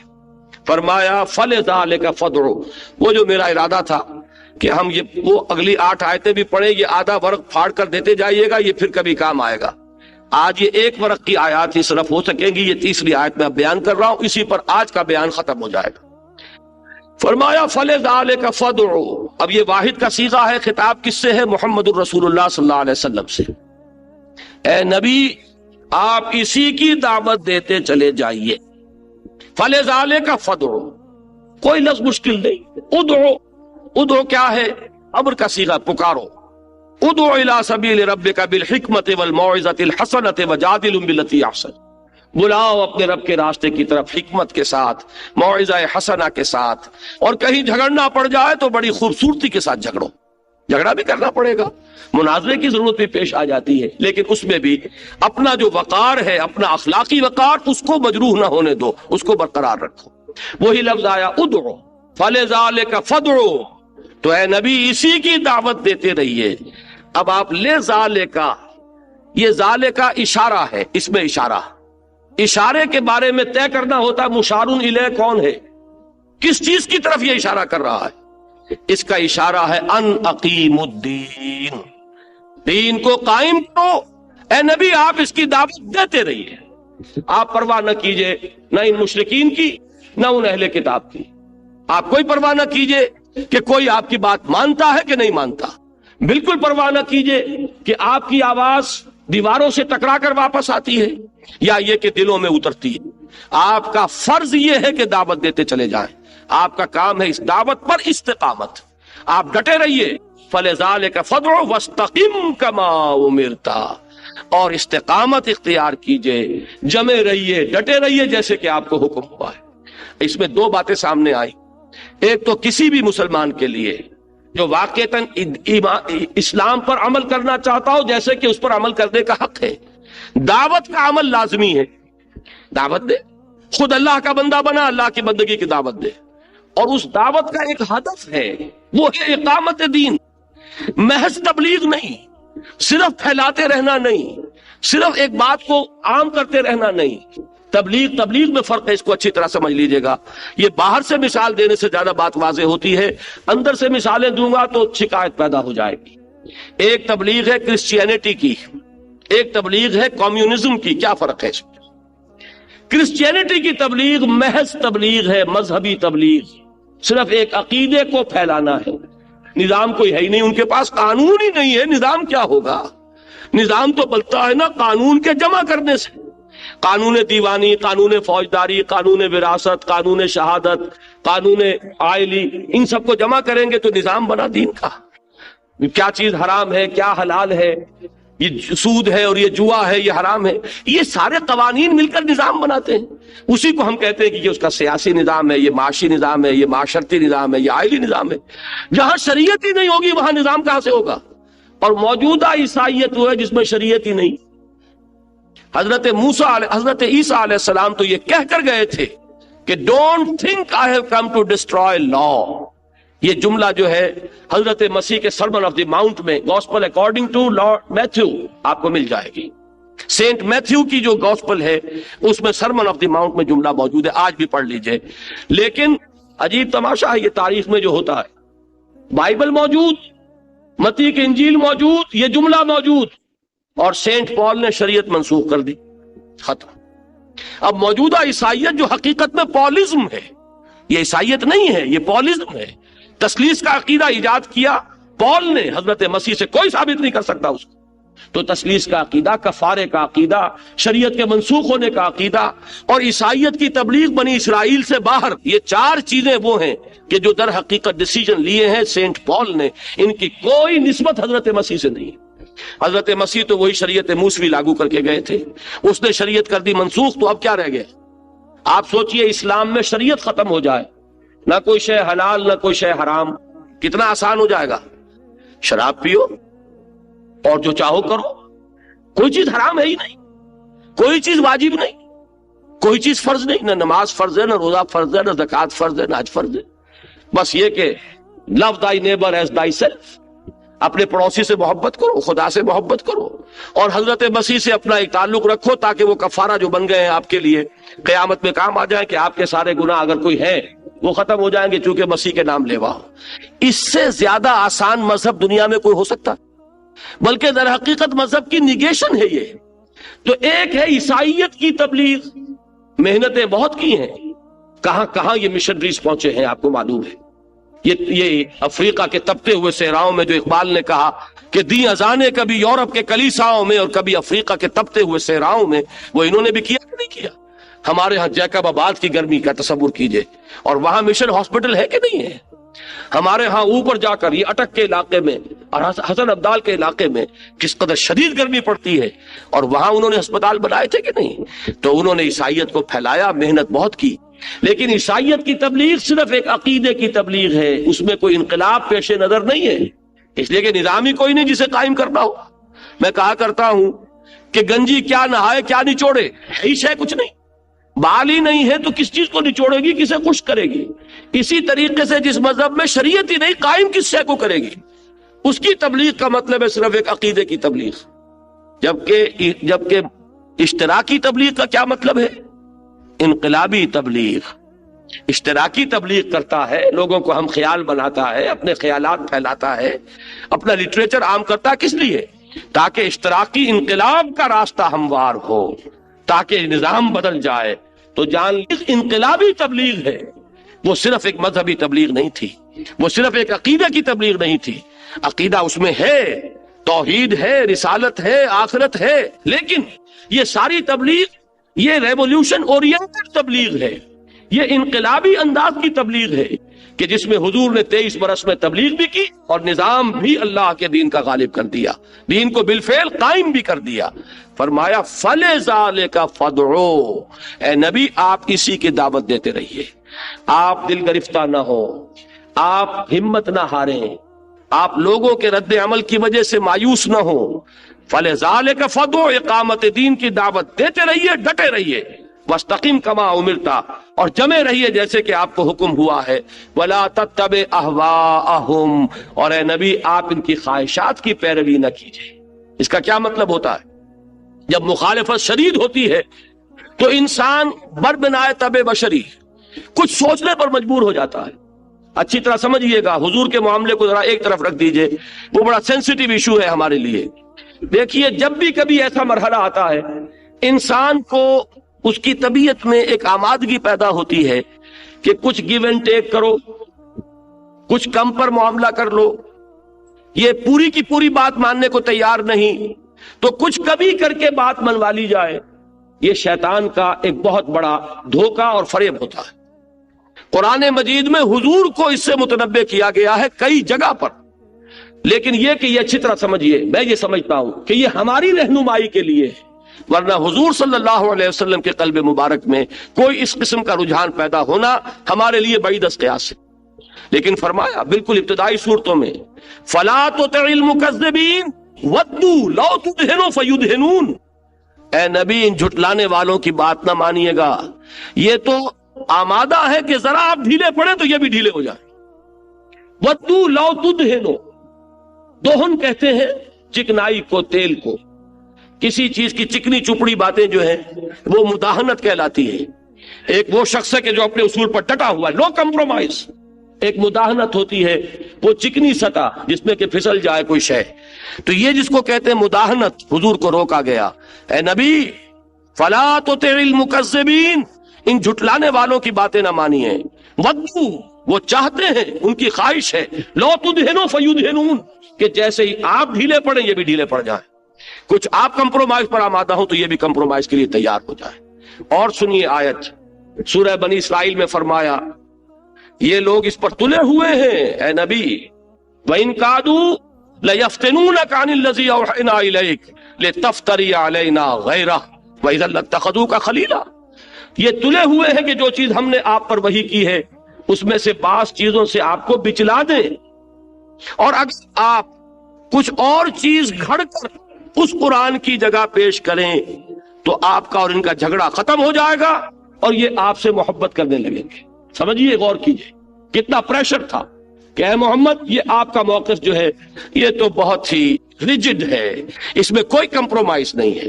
آخر کچھ بات ہماری مانیے تو کچھ باتیں ہم آپ کی مان لیں گے. دنیا میں ہمیشہ یہی ہوتا ہے، کچھ دو کچھ لو، گیو اینڈ ٹیک. وہ جیسا کہ ابھی دستور پر ہوا ہماری اسمبلی کے اندر، وہ پتہ نہیں پہلے اسے طے تھا اور ساری اوپر کی نورا کشتی تھی، یا یہ ہے کہ واقعتاً کوئی گیو اینڈ ٹیک ہوا. یہ تو تاریخ بعد میں بتائے گی، ابھی ہمیں کچھ پتہ نہیں. ہم تو صرف ایک ڈرامہ دیکھ رہے ہیں کہ وہ کیا رہا ہے. می نگریم و می رویم دیکھ رہے ہیں اور چل رہے ہیں. نتیجہ تو بعد میں یہ ڈرامہ دکھائے گا کیا سین، پردہ اٹھنے کی منتظر ہے نگاہ. وہ تو پردہ اٹھتا ہے تو کیا ہوتا ہے وہ ہم دیکھیں گے. بہرحال اس وقت کیا تھا کہ اے نبی یہ بہت ریجڈ ہے قرآن، اس میں ترمیم کیجئے. وہ میں آیت وہ تو کئی دفعہ آپ کو سنا چکا ہوں سورہ یونس کی، ایتے بے قرآن غیر ھذا او بدل ہو. اے محمد کوئی اور قرآن پیش کرو یا اس میں ترمیم کرو. جواب کیا دلوایا گیا؟ قل ما یکون لی ان ابدلہ من تلقاء نفسی. اے نبی ان سے کہہ دیجئے میرے لیے ہرگز ممکن نہیں ہے کہ میں اس قرآن میں اپنے جی سے کوئی ترمیم کر دوں. ان اتبع الا ما یوحی الی، میں تو خود پابند ہوں اس کا جو مجھ پر وحی کیا جا رہا ہے. وہی جو آج میں نے سورہ زمر کی آیات میں کہ انی اخاف ان عصیت ربی عذاب یوم عظیم، اگر میں نے بھی اپنے رب کے حکم کی نافرمانی کی تو مجھے بھی اندیشہ ہے اس بڑے دن کے عذاب کا. یہ سارا معاملہ، یہ آیت جو ہے سورہ بنی اسرائیل کی اس سے بھی زیادہ سخت ہے. وَإِن كَادُوا لَيَفْتِنُونَكَ عَنِ الَّذِي أَوْحَيْنَا إِلَيْكَ، اے نبی یہ تلے ہوئے ہیں کہ آپ کو بچلا دیں اس چیز سے جو ہم نے آپ پر وحی کی ہے. کس لیے؟ لِتَفْتَرِيَ عَلَيْنَا غَيْرَهُ، کہ آپ افتراء کریں ہم پر اس کے سوا کوئی اور چیز، کوئی گھڑ کر قرآن پیش کر دیں کہ یہ قرآن ہے. وَإِذًا لَاتَّخَذُوكَ خَلِيلًا، اگر آپ ایسا کر دیں وہ آپ کو اپنا خلیل بنا لیں گے، دوست بنا لیں گے، جھگڑا ختم ہو جائے گا. اس کے بعد جو الفاظ آئے ہیں وَلَوْلَا أَن ثَبَّتْنَاكَ، اور اے محمد اگر ہم نے ہی آپ کے پاؤں کو جما نہ دیا ہوتا، لَقَدْ كِدتَّ تَرْكَنُ إِلَيْهِمْ شَيْئًا قَلِيلًا، تو عین ممکن تھا کہ آپ ان کی طرف کچھ مائل ہو ہی جاتے، اس لیے کہ دباؤ اتنا شدید تھا.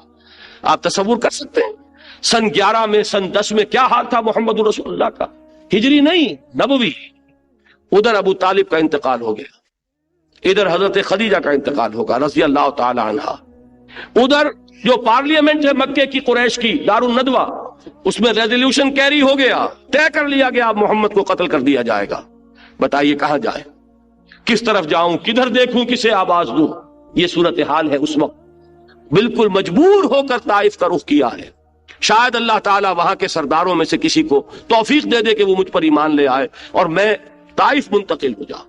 تینوں سرداروں سے ملاقات کی، تینوں نے جواب دیے ہیں، تاریخ میں آپ نے پڑھے ہوں گے، کلیجے کو چیر جانے والے جواب. واپس آئے ہیں تو اب آپ سوچئے، مکے کے باہر ہیں محمد، ان کا پڑاؤ ہے صلی اللہ علیہ وسلم. وہ مکہ جس میں خانہ کعبہ ہے، وہ مکہ جہاں 40 برس آپ نے بسر کیے تھے اور جوانی کی عمر میں آپ مکے والوں کی آنکھوں کا تارا تھے، محبوب ترین شخصیت، الصادق الامین کا خطاب انہوں نے دیا تھا.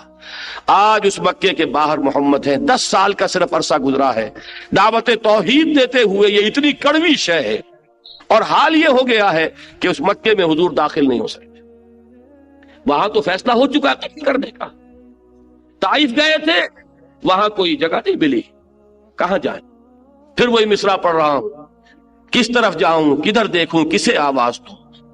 اگلا مصرع میں اس لیے نہیں پڑھ رہا، وہ حضور صلی اللہ علیہ وسلم کے بارے میں ان الفاظ کا استعمال بھی کسی درجے میں مناسب نہیں. بہرحال یہ نقشہ تھا. کیا کیا حضور نے؟ حضور نے ایک کافر کو، ایک مشرک کو پیغام بھیجا. کون؟ مطعم بن عدی، کہ اگر تم مجھے اپنی امان میں لے لو تو میں مکے میں داخل ہو جاؤں. اس نے کہلوا دیا ٹھیک ہے آپ میری امان میں آ جائیے. آپ نے فرمایا یوں نہیں، مجھے آ کر لے کر جاؤ. کیا عجب کہ میں مکے میں داخل ہوں اور کوئی مجھ پر حملہ کرتا، اس لیے کہ فیصلہ تو ہو چکا ہے. اور وہ کہہ سکتا ہے، وہ جس کو آپ کہتے ہیں کہ اگنورنس، وہ پلیڈ کر سکتا ہے اگنورنس، کہ مجھے تو معلوم نہیں تھا کہ تمہاری امان ہے، مجھے کیا پتا، مجھے تو یہ معلوم تھا کہ دارالندوہ میں فیصلہ ہو چکا ہے محمد کو قتل کرنے کا، میں نے قتل کر دیا. لہذا حضور نے دوبارہ پیغام بھیجا کہ آ کر لے کر جاؤ. وہ شخص مطعم بن عدی اپنے 6 بیٹوں کو ہتھیار سجا کر لے کر مکے سے باہر آیا اور حضور کو مکے میں لے کر گیا.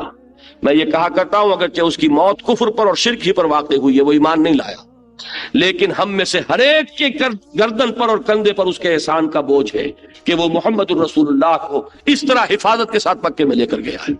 اب یہ حالات ہیں، ذرا سوچئے، اس میں اگر دباؤ پڑ رہا ہے کہ کچھ مان لیجئے، کچھ نرمی کیجئے، کچھ تو تھوڑی بہت ہماری بھی ناک رہنی چاہیے نا. ہماری ناک پوری کٹ جائے، آپ ہی کی رہ جائے، یہ تو نہیں ہو سکتا. تو یہ دباؤ کتنا ہے. ان کادوا لیفتنونک عن الذی اوحینا الیک لتفتری علینا غیرہ وَإِذًا لَاتَّخَذُوكَ خَلِيلًا وَلَوْلَا أَن ثَبَّتْنَاكَ، اگر ہم نے آپ کو جمائے نہ رکھا ہوتا لَقَدْ كِدتَّ تَرْكَنُ إِلَيْهِمْ شَيْئًا قَلِيلًا، تو آپ کچھ نہ کچھ ان کی طرف مائل ہو ہی جاتے.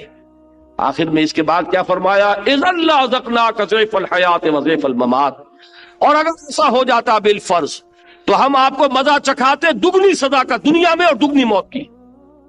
یہ سزا ہوتی ہے آپ کی اگر کہیں آپ ان کی طرف مائل ہو جاتے اور دین میں کوئی ترمیم گوارا کر لیتے. یہ ہے وہ دباؤ جس کو کہا گیا کہ فَلِذَٰلِكَ فَادْعُ وَاسْتَقِمْ كَمَا أُمِرْتَ وَلَا تَتَّبِعْ أَهْوَاءَهُمْ، ان کی خواہشات کی پیروی نہ کیجئے، ان کے پیچھے نہ چلیے، ان کے دباؤ کو قبول نہ کیجئے، ان کے کسی پریشر کی وجہ سے کہیں بھی آپ جو ہے کوئی مصالحت کے لیے اور مداہنت کے لیے آمادہ نہ ہو. وَقُلْ، اور کہہ دیجئے، آمنت بما انزل اللہ من کتاب، میرا تو ایمان ہے اس کتاب پر جو اللہ نے نازل کی ہے، میرا ایمان، میرا یقین اس کتاب پر ہے. دیکھیں یہ اہم ترین بات ہے کتاب کی اہمیت. یہاں رسول کہہ رہے ہیں میرا ایمان اس کتاب پر ہے جو اللہ نے نازل کیا. اور ابھی جو آیت آپ نے سنی تھی درس سے پہلے، جو 2 آیات سورہ بقرہ کے آخری رکوع کی تلاوت کی تھی قاری صاحب نے، اس میں بھی الفاظ کیا؟ آمن الرسول بما انزل الیہ من ربہ والمؤمنون، ایمان لائے رسول صلی اللہ علیہ وسلم اس چیز پر کہ جو نازل کی گئی ان پر ان کے رب کی طرف سے. تو اس قرآن پر اول المومنین، سب سے پہلے ایمان لانے والے کون ہیں؟ خود محمد الرسول اللہ صلی اللہ علیہ وسلم. تو فرمایا کہہ دیجئے آمنت بما انزل اللہ من کتاب وَأُمِرْتُ لِأَعْدِلَ بَيْنَكُمْ، کہہ دیجئے کہ میرا تو ایمان ہے اس کتاب پر جو اللہ نے نازل فرمائی، اور مجھے حکم ہوا ہے کہ تمہارے مابین عدل قائم کروں.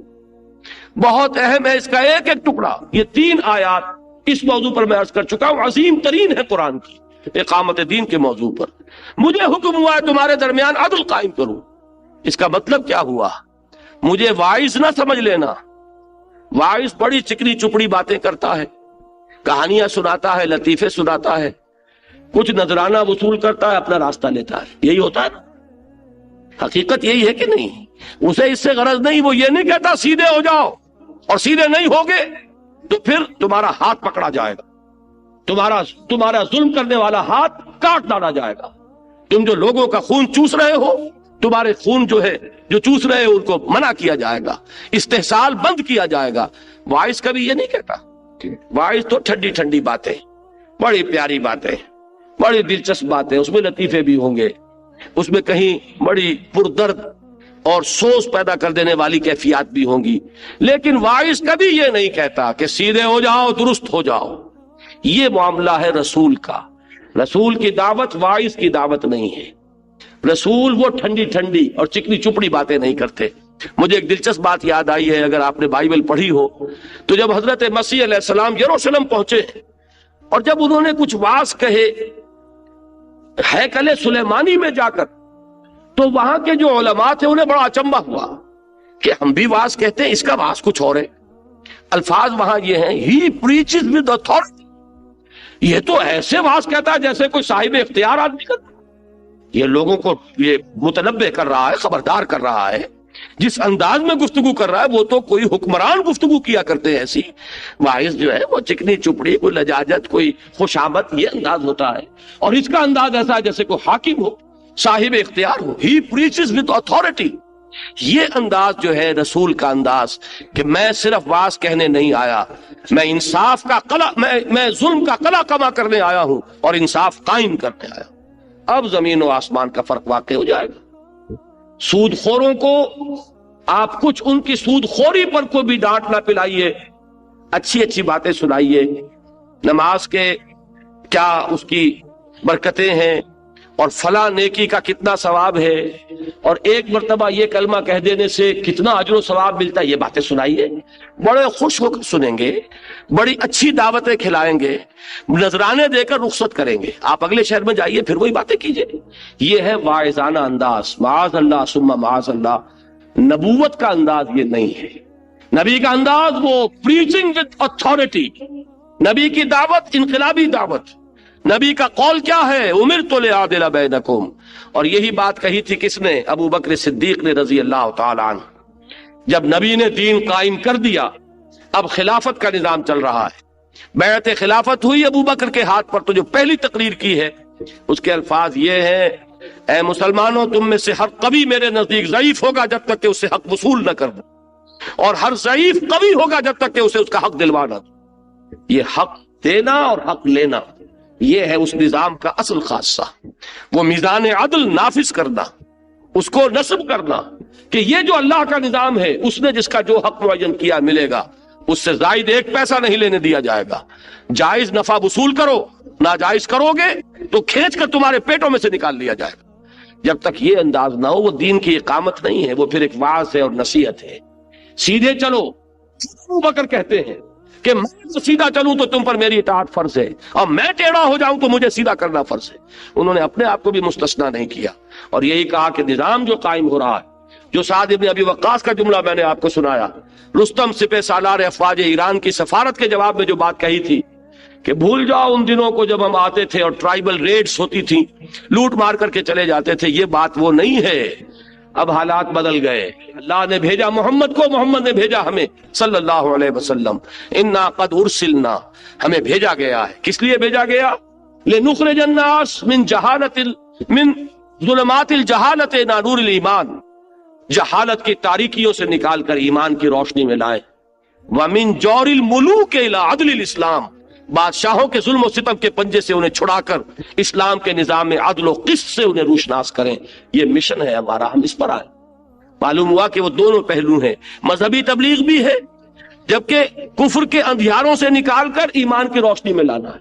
انقلابی تبلیغ بھی ہے کہ وہ ظالمانہ استبداد کا نظام اور وہ جو استحصالی نظام ہے ان کو ختم کر کے اور اسلام کا دیا ہوا نظام میں عدل و قسط قائم کرنا ہے. فَلِذَلِكَ فَادْعُ وَاسْتَقِمْ كَمَا أُمِرْتَ وَلَا تَتَّبِعْ أَهْوَاءَهُمْ وَقُلْ آمَنْتُ بِمَا أَنزَلَ اللَّهُ مِنْ كِتَابٍ وَأُمِرْتُ لِأَعْدِلَ بَيْنَكُمْ. اب آخری ٹکڑے رہ گئے ہیں. اللہ ربنا وربکم. یہ الفاظ جو کہلوائے جا رہے ہیں محمد رسول اللہ صلی اللہ علیہ وسلم سے، کن سے کہلوائے جا رہے ہیں؟ یہ اہل کتاب سے۔ اس لیے کہ مشرکین کا معاملہ، وہ تو بہت سے خداؤں کے ماننے والے تھے، اہل کتاب بہرحال ایک خدا کو مانتے تھے۔ اللہ ربنا و ربکم، ہمارا رب بھی اللہ ہے، تمہارا رب بھی اللہ ہے۔ لنا اعمالنا ولکم اعمالکم، ہمارے لیے ہمارے اعمال ہیں، تمہارے لیے تمہارے اعمال ہیں۔ تمہارے اعمال اگر نیک ہیں ان کا اجر و ثواب ہمیں نہیں ملے گا، تمہیں کو ملے گا۔ ہمارے اعمال اگر خراب ہیں ان کا وبال ہم پر آئے گا، تم پر نہیں آئے گا۔ لنا اعمالنا ولکم اعمالکم لا حجت بیننا و بینکم، آپس میں ہمارے مابین کسی حجت بازی کا کوئی فائدہ نہیں۔ نوٹ کیجئے، آج اس کو اپلائی کیجئے، یہ کن پر آئے گا؟ میں نے عرض کیا تھا نا، تحریکیں ہیں، جماعتیں ہیں، دین کے لیے کام کرنے والے مختلف جو ہیں حلقے کام کر رہے ہیں، ان میں جو مخلصین ہیں ان کی آپس میں دست و گریبان ہونے کی کیفیت جو ہے وہ انتہائی افسوسناک ہے۔ جو بھی دین کے لیے کام کر رہے ہیں ان کو اس ٹکڑے کے اوپر اپنے سامنے رکھنا چاہیے۔ اگر کوئی شخص ایک طریقے سے کام کر رہا ہے، خلوص سے یہ سمجھتا ہے اسی طریقے سے کام ہو سکتا ہے، وہ کرے، چشم ماں روشن دل ماشات، وہ پوری توجہ سے کرے، پوری محنت سے کرے۔ میں بات بالکل کھلی اور ننگی الفاظ میں کہہ دیتا ہوں، اگر کوئی شخص یہ سمجھتا ہے کہ الیکشن کے راستے سے اسلام آ سکتا ہے، اقامت دین کی جد و جہد کا راستہ یہ ہے، اسے کرنا چاہیے، محنت کرے۔ وہ مفتی محمود کی جماعت کے لوگ ہوں، وہ جماعت اسلامی کے لوگ ہوں، وہ کوئی اور لوگ ہوں، اگر ان کا رائے یہ ہے کہ الیکشن کے راستے سے اسلام آ جائے گا اور اس کے راستے کے لیے وہ محنت کر رہے ہیں، کریں، دل ماں روشن، چشم ماں روشن، دل ماشا۔ اگر تبلیغی جماعت یہ سمجھتی ہے کہ نہیں، فضائل کی تلقین کے ذریعے سے لوگوں کو بدلا جائے گا، لوگوں کی اکثریت جب بدل جائے گی تو خود بخود نظام بدل جائے گا، ایک راستہ ان کا ہے۔ جن کو اس کے اوپر دل ٹھک گیا ہے، جو سمجھتے ہیں کہ یہی طریقہ ہے، وہ کریں، پورے جوش و خروش سے کریں، پھر یہ کہ اس میں اپنی پوری ہمت لگائیں۔ جماعت اسلامی میں اگر کسی شخص کا دل ٹھکتا ہے، وہ اس کے نظم میں اپنے آپ کو دے، صرف اس کا ہمدرد اور متفق اور چندے دے کر اور انگلی کٹا کر شہیدوں میں نام لکھوانا، یہ غلط حرکت ہے۔ اگر تمہیں وہ راستہ سمجھ میں آتا ہے تو اس میں ہمہ تن اپنے آپ کو دو، اگر تمہیں یہ راستہ سمجھ میں آتا ہے تو اس میں ہمہ تن لگ جاؤ۔ اور جو ہمارا راستہ ہے وہ یہ ہے کہ نہ اس سے نہ اس سے، اسلام آئے گا انقلابی راستے سے، اسلام آئے گا اس راستے سے جو محمد رسول اللہ کی سیرت میں نظر آتا ہے۔ اگر کسی کا اس پر دل ٹھکتا ہے وہ ہمارے ساتھ آئے، کوئی کسی اور نہج پہ کام کرنا چاہتا ہے، ان تینوں پر بھی اس کا دل نہیں ٹھکتا، جس پر اس کا دل ٹھکے، اگر مخلص ہے اللہ کے ہاں اپنا اجر و ثواب پالے گا۔ اب ان کا آپس میں جو ہے ایک دوسرے سے دست و گریبان ہونا، ایک دوسرے کی ٹانگیں گھسیٹنے کی کوشش کرنا، یہ حماقت ہے۔ یہ ہے وہ چیز جو کہ ان آیات کے حوالے سے، آیت تو ایک ہی ہے، اس کے ٹکڑے جو ہیں اس کے حوالے سے ہر جماعت، ہر دینی حلقے کے لوگوں کو اس کو یاد کر لینا چاہیے۔ اللہ ربنا و ربکم، اس میں تو اختلاف نہیں نا، طریقہ کار کا اختلاف ہے۔ ایک اللہ، ایک رسول، ایک قرآن، اس میں تو اختلاف نہیں۔ اللہ ربنا و ربکم لنا اعمالنا ولکم اعمالکم، جھگڑا کائے کا ہے بھائی؟ میرے کوئی عمل اگر ہے تو اس کا اجر و ثواب مجھے مل جائے گا، تمہارے عمل مجھ سے بہتر ہیں، مجھ سے کہیں بڑھ کر تمہیں اجر و ثواب مل جائے گا، جھگڑا کاہے کا؟ دست و گریبان ہونے کی کیا ضرورت ہے؟ لنا اعمالنا ولکم اعمالکم لا حجت بیننا و بینکم، آپس میں حجت بازی کا کوئی حاصل نہیں ہے، کوئی ضرورت نہیں ہے حجت بازی کی ہمارے مابین۔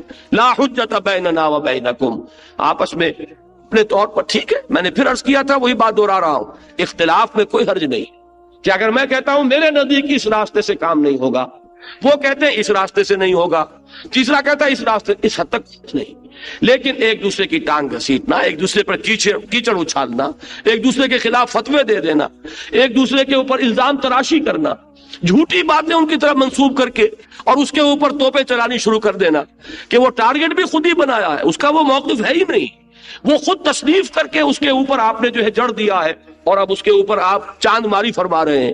یہ طریقے غلط ہیں، یہ ہے کہ جو نقصان دہ ہیں، یہ دین کا نقصان کرنے والے ہیں، دین کو فائدہ پہنچانے والے نہیں۔ ہم اختلاف کا معاملہ اپنی جگہ ہے، اس میں کوئی حرج نہیں۔ تو اللہ ربنا و ربکم لنا اعمالنا ولکم اعمالکم لا حجت بیننا و بینکم۔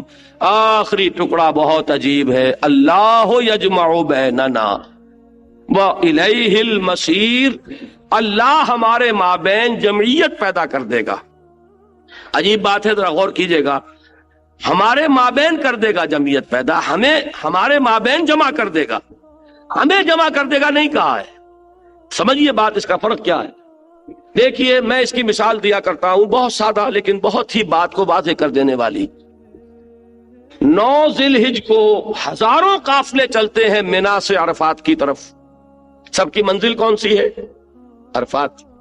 راستے اب آپ کو معلوم ہے 10 سڑکیں ہیں کم سے کم، اور ایک ایک سڑک اتنی چوڑی ہے کہ فٹ بال کا میدان آپ اسے بنا لیں، اور ایک ایک پر سینکڑوں قافلے چل رہے ہوتے ہیں، ہر ایک کا جھنڈا علیحدہ ہے۔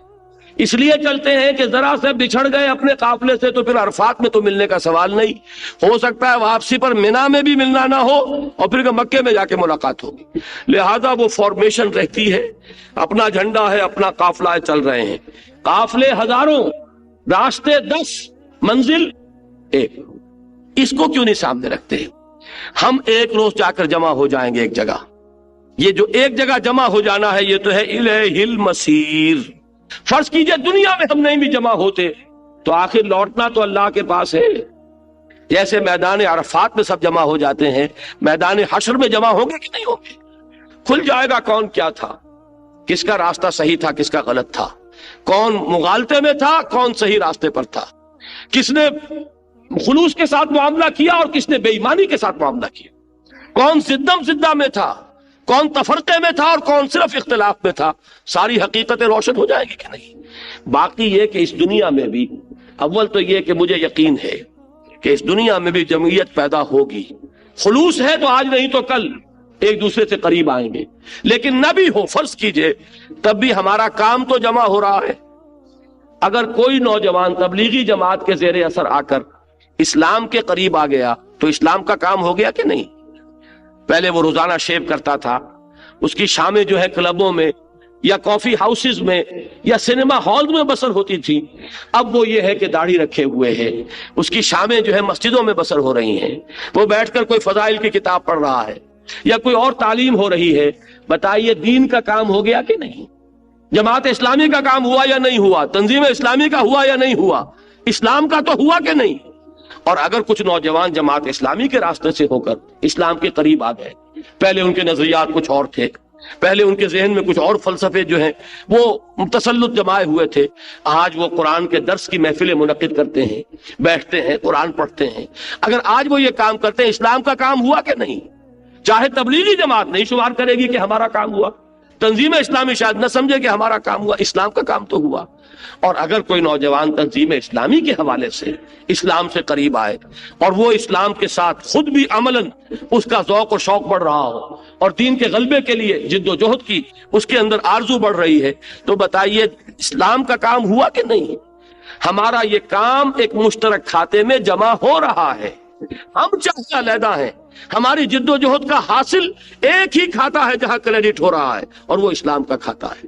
کوئی وقت آئے گا اگر اللہ کو منظور ہوا، اگر اس خطہ ارضی سے اللہ تعالیٰ کو منظور ہے کہ کوئی اسلام کی ایک زبردست نشت ثانیہ کا جو ہے اس کے عمل کا آغاز ہو جائے، تو اللہ کرے گا کوئی ایسی شخصیت ابھر کر سامنے آ جائے جس کو سب اون کریں، سب سمجھیں کہ ہاں یہ ہمارا ہے، اس میں وہ اوصاف بھی ہیں جو ہمیں پسند ہیں، اس میں وہ اوصاف بھی ہیں جو ہمیں پسند ہیں، یہ اس چیز سے بھی بہرہ ہے، اس کے ذہن کے اندر بھی وہ سب کچھ موجود ہے، اس کے عمل کے اندر بھی وہ سب کچھ موجود ہے۔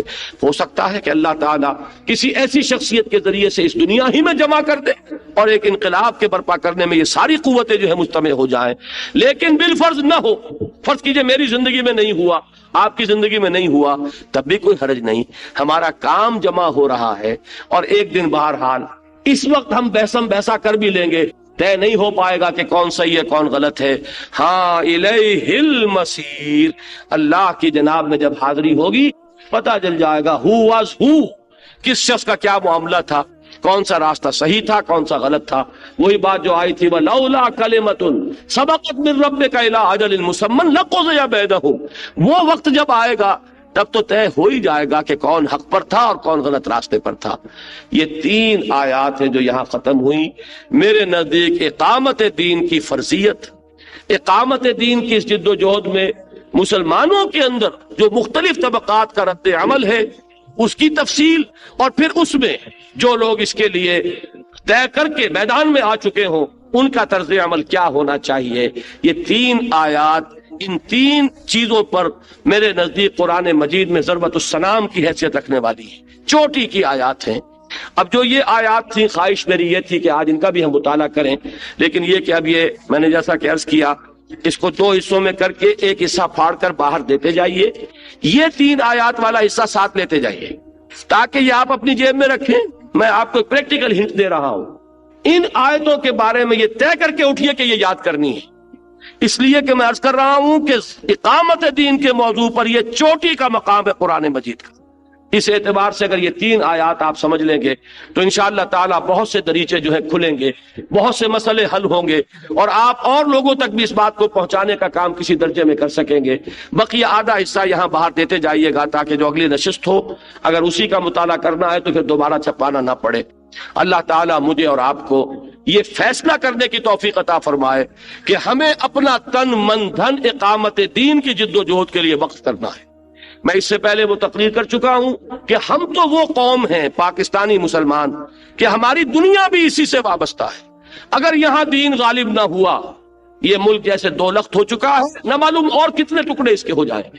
اس لیے کہ اس کا ریزون دی ایٹرے جسے کہتے ہیں، وہ چیز کہ جو کسی کا جواز بنتی ہے، وہ سوائے اسلام کے، پاکستان کے بقا اور قیام کا جواز سوائے اسلام کے اور کوئی نہیں ہے۔ تو ہمارے لیے یہ صرف دینی فریضہ نہیں، یہ ہماری ملی بقا اور پاکستان کے اس بقا اور سالمیت اور استحکام کا بھی واحد ذریعہ ہے۔ اسی موضوع پر جیسا کہ میں نے عرض کیا، کل انشاءاللہ تعالی مفصل مجھے تقریر کرنی ہے کورنگی 3.5 نمبر، وہاں وہ کوئی جگہ ہے، وہ میں آپ کو بتا دیتا ہوں۔